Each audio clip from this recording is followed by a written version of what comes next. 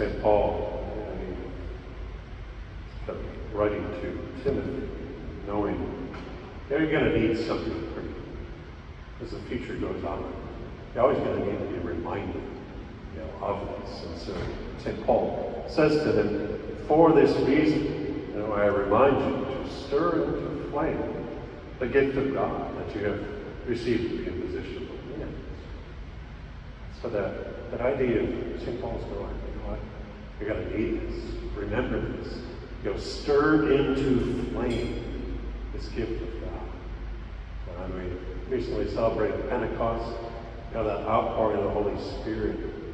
It's that reminder, especially those most difficult times, suffering, whatever's going. It could be anything.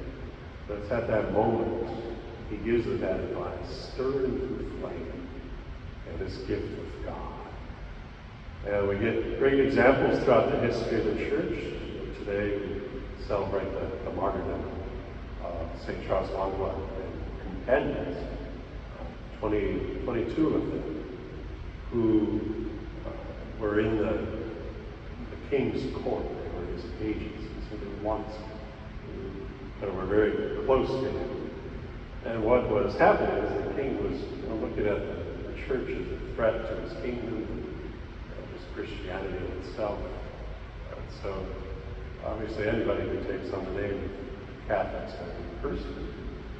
But he also was looking to violate these boys. So he wanted to commit the acts of sodomy against them.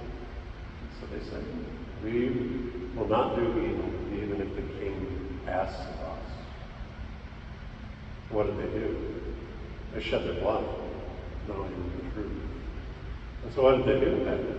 They took St. Paul's advice, stirred the flame, the gift of God that you received. That moment, what happened at their martyrdom?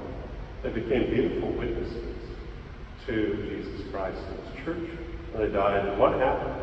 The faith exploded in Uganda after that.